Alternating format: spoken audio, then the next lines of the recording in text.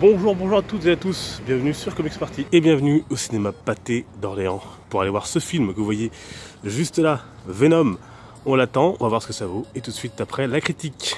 Voilà, ça y est, j'ai donc vu le film réalisé par Ruben Fleischer et comme toujours, je vous invite à vous faire votre propre avis en allant voir le film en salle, donc cet avis n'engage que moi sur ce film Venom porté par notamment Tom Hardy dans le rôle d'Eddie Brock et donc de Venom. Alors, allez, on commence par un premier avis. Le film n'est pas aussi mauvais que ce que j'ai pu lire, hein. On a vu des trucs vraiment, des mots très durs envers ce film. Il n'est pas non plus pour l'autant réussi. En tout cas, c'est pas le Venom qu'on aurait mérité. C'est un film très facile, qui fait le job, qui parfois est un peu incohérent, qui n'est pas du tout aussi violent, sauvage que peut l'être la créature. Et c'est là tout le gâchis de ce film, qui n'est pas non plus raté. L'échec de ce film, c'est qu'on voit tout le potentiel qu'aurait pu donner ce film avec un tel personnage et qu'on ne l'a pas au final. Alors, on va y revenir, mais pour l'instant, on revient vite fait sur le scénario. Donc, Tom Hardy est ici à Los Angeles, et non plus à New York, journaliste reporter pour la télévision et non plus pour la presse écrite. Et il enquête sur le crash d'une navette spatiale appartenant à Life Foundation. Cette enquête va le mener à tout perdre, comme à peu près dans les comics, hein, sa femme, son job, etc., etc.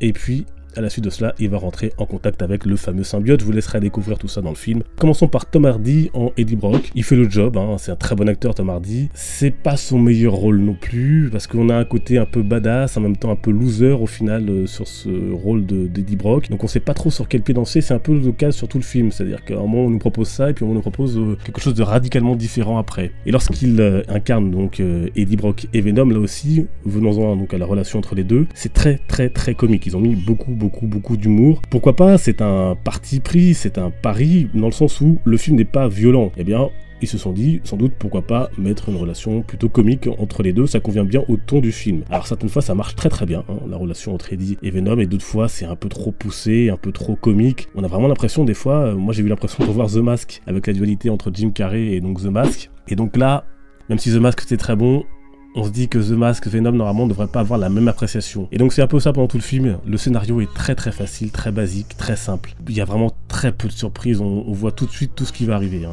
C'est un film qui aurait mérité un côté beaucoup plus sombre. On savait très, très bien qu'on ne l'aurait pas depuis quelques temps maintenant. C'est un peu ça le gâchis de ce film, c'est qu'on a le potentiel et on ne l'a pas au résultat final.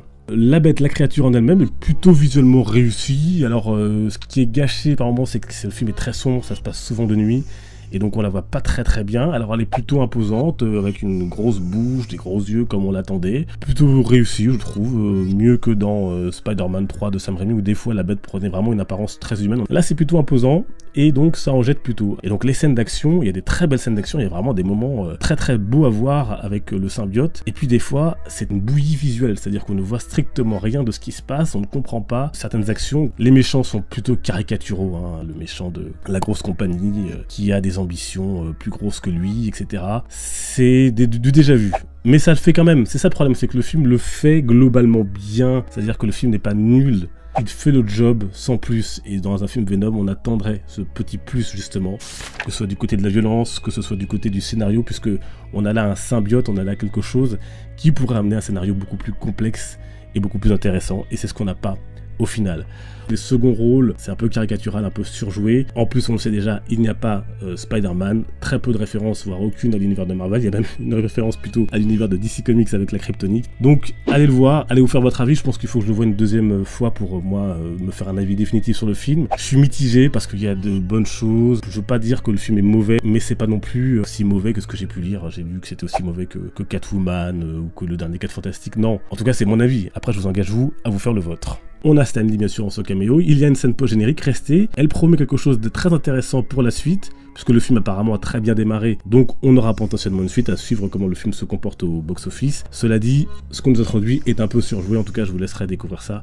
Voilà donc pour ce premier avis rapide sur ce film Venom, et j'attends bien sûr vos commentaires et vos avis une fois que vous aurez vu le film. Je vous souhaite à tous une belle journée, belle soirée, et à très bientôt.